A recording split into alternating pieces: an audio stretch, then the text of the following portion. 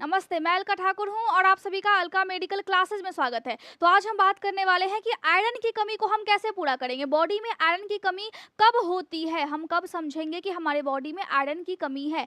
Iron बहुत ही important चीज़ है। Body में अगर खून की कमी होगी, इसका मतलब है आयरन की कमी भी हो जाएगी। आप अगर कहीं पे बैठते हो और आपके पैर में झुनझुनी लग जाता है, आप अगर कूलर में बैठे हो, आपको ठंड लगने लगा और सब लोगों को ठंड नहीं लग रहा है लेकिन आपको लग रहा है, इसका मतलब है कि खून की कमी है। जब भी आपके बॉडी में खून की कमी होगी तो गर्माहट बॉडी में कम रहेगा, आपको जल्दी ठंडा असर करने लगेगा। आप कोई ठंडी चीज को खाते हो, आपको लगता है कि सर्दी और जुकाम होने लगा है, या फिर मौसम हल्का सा ठंडा होता है, आपको कंबल ओढ़ने की आवश्यकता पड़ती है, कंबल ओढ़ने की जरूरत पड़ती है, तो आपकी बॉडी में खून की कमी है। आपको पैरों में ऐंठन होता है, सर में दर्द होता है, चक्कर आता है, या फिर वीकनेस आपको महसूस होता है, आप बहुत लंबे टाइम तक खड़े नहीं रह पाते हो। ये सब क्या है? खून की कमी का एक प्रमाण है कि हाँ, आपकी बॉडी में खून की कमी हो रही है, आपका बॉडी आपको बता रहा है। लेकिन कब दिक्कत होता है आप समझते नहीं हो, बॉडी तो बताया जा रहा है, आप समझते ही नहीं हो क्योंकि जानकारी ही नहीं है। जानकारी होना बहुत ही इंपॉर्टेंट सी बात है। अभी सबको पता होना चाहिए आजकल के ज़माने में कि हाँ, आपकी बॉडी में क्या-क्या चीज़ें हैं। आप बोलते हो, बहुत सारे लोग कमेंट्स करते हैं कि बॉडी के अंदर क्या है, आप पढ़ाओ मत, सीधे सॉल्यूशन को बताओ। सॉल्यूशन आप तब करोगे ना जब आपको पता होगा कि ये चीज़ें क्यों हो रही है, किस वजह से हो रहा है, तो हम उन चीज़ों को नहीं करेंगे। सॉल्यूशन यही है, प्रिवेंशन ही सॉल्यूशन है। आप दवाई खा करके ठीक कर सकते हैं आपको अगर प्रॉब्लम है तो, लेकिन आप लाइफ टाइम तो दवाई नहीं खाओगे ना। सबसे सिंपल सी बात है कि लाइफ टाइम कोई भी दवाई नहीं खाया जा सकता है, चाहे वो किसी भी चीज़ की हो, एलोपैथी की हो, आयुर्वेदिक की हो। आप लाइफ टाइम तक कोई चीज़ को कैरी नहीं कर सकते। आपका बॉडी उस चीज़ को इग्नोर करना फिर स्टार्ट कर देता है। बॉडी में कैपेसिटी बन जाती है कि वो चीज़ आपको फिर बाद में जाकर के असर करता ही नहीं है। बोलते हैं ना कि बच्चा थित्थर हो गया, अगर उसको हम बार बार पीटेंगे तो बच्चा एकदम नालायक बन जाएगा। सेम यही चीज़ है कि बॉडी को जिस चीज़ की आप एडिक्शन लगाएंगे, वो चीज़ की हैबिट वो पकड़ लेगा, चाहे वो शराब हो, गुटखा हो, दारू हो, चाहे वो सिगरेट हो। आप पढ़ाई की अगर एडिक्शन लगाओगे तो पढ़ाई आपको अच्छी लगने लगेगी। एक बात हमेशा याद रखना है कि तारीफ अगर कोई आपकी करे तो उतना खुश मत हो, लेकिन ताना जब कोई आपको दे तो बड़ा खुश होना है, क्योंकि तारीफ सिर्फ दिन बनाता है, ताना जिंदगी बना देती है। तो ताना को लेकर के चलना है, ताना कोई मारे आप उस दिन खुश रहा करो, क्योंकि उसी से आपकी जिंदगी बनेगी। काम करना है बस आगे। अब आयरन की कमी क्यों हो जाती है बॉडी में? बहुत सारे लोगों को आपने देखा होगा कि ब्लड डोनेट करने का बड़ा उनको चस्का चढ़ा हुआ है। ब्लड हम किसी को दान में दे, बहुत अच्छी बात है, लेकिन जब आपकी बॉडी में खुद ही ब्लड नहीं है, मैंने बहुत से लोगों को देखा भी है, बॉडी में खुद ब्लड नहीं है लेकिन उनको दान करना है, उस टाइम में दिक्कत हो जाता है। वहाँ पे चेक भी करते हैं कि हाँ, आपकी बॉडी में अगर कम ब्लड है तो वो नहीं लेंगे, लेकिन कभी कभी ऐसा होता है कि आप जबरदस्ती देने के लिए चले जाते हो, तो ये दिक्कत वाली बात होती है। कभी कहीं पे आपके फैमिली में किसी का एक्सीडेंट हो गया, आप अपना ही ब्लड दे देते हो, तो वहां पे भी आपको ध्यान रखना है कि बॉडी में जब तक सफिशिएंट अमाउंट में आपके बॉडी में ब्लड ना हो तब तक नहीं देना है किसी को, चाहे वो फैमिली मेंबर ही क्यों ना हो।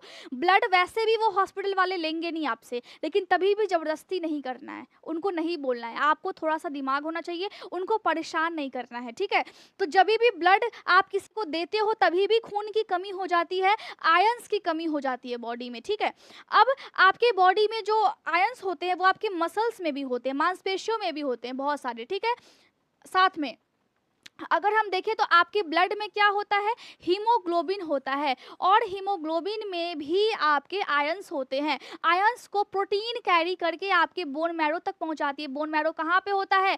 हड्डियों के बीच में होता है, मैंने आपको बताया था। तो जो बोन मैरो है, जो टिश्यू है, जो आपकी कोशिका है, या फिर जो आपके ऑर्गन्स हैं, उन सब में ब्लड जाता है, साथ में आयंस भी जाते हैं। और उस आयंस को कौन कैरी करता है, कौन लेकर के पूरे ब्लड में घूमते रहता है, कौन ले करके पूरे बॉडी में घूमते रहता है उस आयन को? जैसे एक गर्लफ्रेंड बॉयफ्रेंड होते, तो बॉयफ्रेंड गर्लफ्रेंड को लेकर के कहीं भी शॉपिंग के लिए जाओ, होटल में खाने के लिए जाओ, कहीं घूमने का मन किया तो बॉयफ्रेंड घुमाता है ना, वैसे ही यहाँ पे एक प्रोटीन होता है जिसको हम बोलते हैं ट्रांसफेरिन। ये जो प्रोटीन है ये फिर घुमाता है किसको? ये फिर घुमाता है आयंस को, पूरे बॉडी में घुमाते रहता है कि घूमो, जहां मन है वहां घूमो, ठीक है, कोई मनाही नहीं है, जहां मन है वहां घूमो। बोन मैरो तक चला जाता है, मतलब हड्डी के बीच तक भी चला जाता है। तो यहाँ पे आपको लेकिन वहां नहीं घूमना है, आपको ये बस ये देखना है कि यहाँ पे ये घुमा रहा है, ये घुमा रहा है, बहुत अच्छी बात है, लेकिन आप घूम रहे हो, बहुत बुरी बात है, ठीक है। तो कोशिका में भी होता है। तो आयंस की कमी कब हो जाती है? अगर आपकी बॉडी में स्प्लिन है, या फिर लीवर है, तो यहाँ भी आयंस की जरूरत पड़ती है। और लीवर क्या करता है, लीवर आपका हीमोग्लोबिन बनाता है। आरबीसी बनाने का काम किसका है, लीवर का है। मतलब खून कौन बनाता है, लीवर बनाता है। अगर हम देखें तो ब्लड का कंपोजिशन मैंने आपको पढ़ाया था कि क्या क्या चीजें होती है ब्लड में। प्लाज्मा होता है, व्हाइट ब्लड सेल्स होते हैं, रेड ब्लड सेल्स होते हैं, मैंने आपको बता दिया था। अब जब खून की कमी हो जाएगी तो थकावट तो महसूस होगा, ज्यादा आपको पसीना नहीं आएगा, या फिर कभी कभी बहुत रेयर केस में पसीना आपको ज्यादा आ सकता है, वीकनेस बहुत ज्यादा आपको महसूस होगा।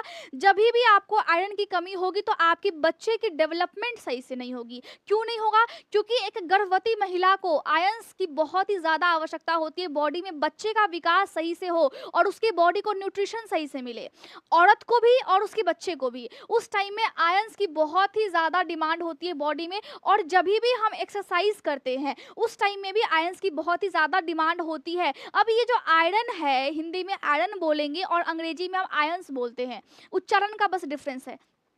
ये दो टाइप का होता है, एक होता है फेरस, ठीक है। आयंस कितने टाइप के होते हैं, दो टाइप के होते हैं, एक होता है फेरस और दूसरा होता है फेरिक, ठीक है।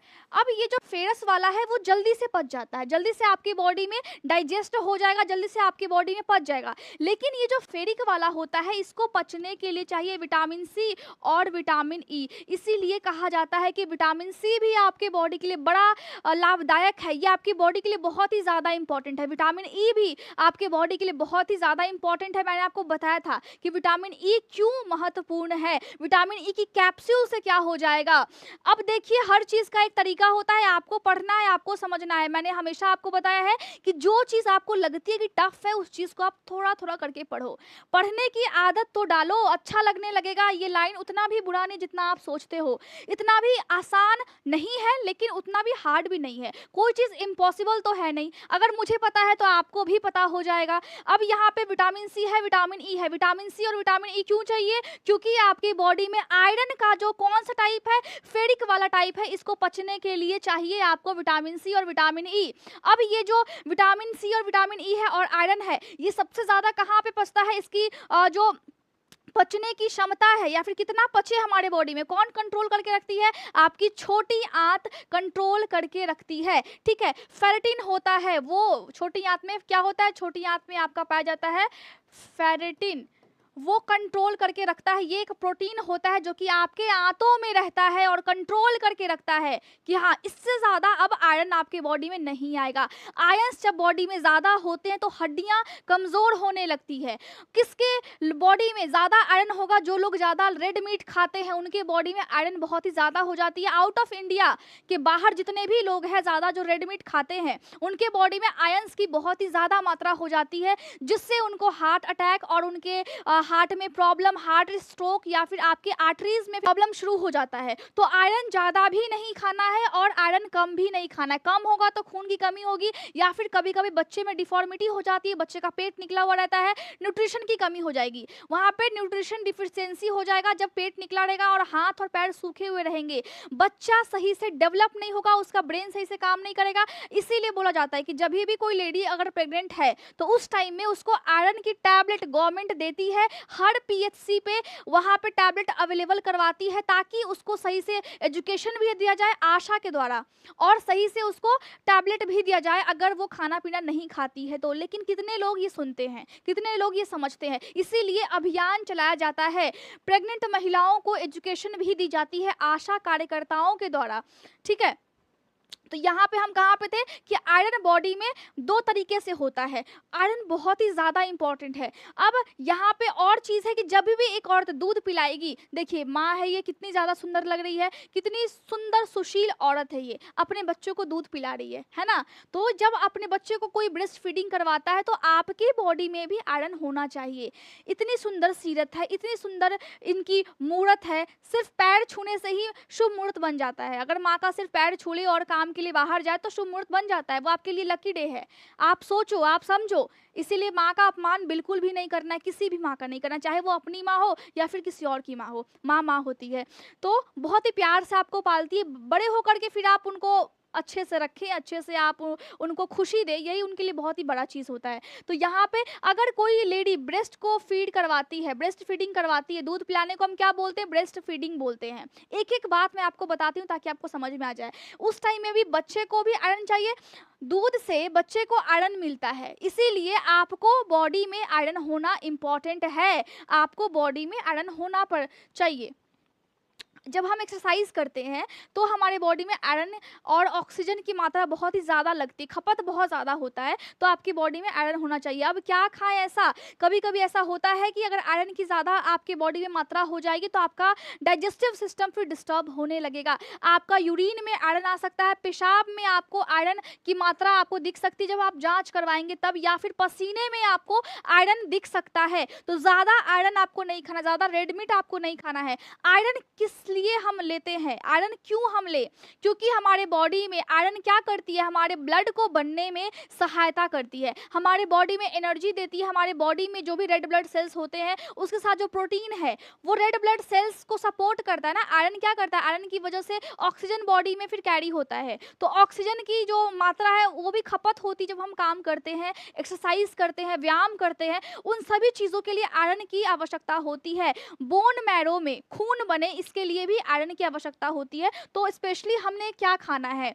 पालक खा सकते हैं आप, या फिर आप हरी साग सब्जियां खा सकते हैं, बादाम खा सकते हैं, किशमिश खा सकते हैं। ठंडी का मौसम है, विंटर सीजन है, तो आप काला तिल खा सकते हो, इसमें भी आयरन की मात्रा बहुत अच्छे अमाउंट में होती है। सेब आप पूरे साल खा सकते हो, सेब खाने की वजह से आपकी बॉडी में बहुत सारे फायदे होते हैं और मैंने आपको बताया भी है। आप अंकुरित अनाज खाएंगे, जैसे कि ये मूंग है, तो मूंग को अंकुरित करके आप जब खाते हैं तो आपकी बॉडी में आयरन की बड़ी अच्छी मात्रा जाती है, इससे आपको कब्ज भी नहीं बनता है और आयरन आपकी बॉडी में जाएगा, खून बनेगा, आप बड़े अच्छे तरीके से अपने डेली लाइफ को जी पाओगे, बहुत ही फ्रेश महसूस करते हैं। मैं खाती हूँ, आप भी खाया कीजिए, बड़ा अच्छा लगता है खाने में और बॉडी के लिए बहुत ही ज़्यादा फायदेमंद है। किशमिश आप खा सकते हो, किशमिश की वजह से आयरन की कमी दूर होगी। और एक चीज़ और है, किशमिश जब आप खाते हो तो आपका जो स्किन का कलर है वो भी फिर अच्छा होने लगता है, स्किन फेड नहीं पड़ता है, स्किन में पिंपल्स नहीं आएंगे। किशमिश को आप जब फुला करके खाते हो तो आपके स्किन में लाइट भी आता है और साथ में हेयर ग्रोथ भी होता है। तो दोनों चीज़ है, आपको अच्छे तरीके से खाना है, अच्छे तरीके से नोट्स बनाने हैं, इसके नोट्स बनाने की आवश्यकता नहीं है, ये इनफ है, जितना मैंने आपको बताया है उतना इनफ है किसी भी पेशेंट को एजुकेट करने के लिए। या फिर अगर आप नॉन मेडिकल के छात्र हो तो आपके लिए बहुत ही अच्छी खुशखबरी आने वाली है। 20 तारीख को शाम 7 बजे आपको यूट्यूब पे स्पेशल अनाउंसमेंट सुनने को मिलेगा। चाहे आप नॉन मेडिकल हो या फिर मेडिकल के छात्र हो, कोई दिक्कत नहीं है, आपके लिए स्पेशल अनाउंसमेंट है। कोई भी डाउट होता है आप टेलीग्राम पर पूछ सकते हो, आप कहीं भी कमेंट्स कर सकते हैं। Thank you so much.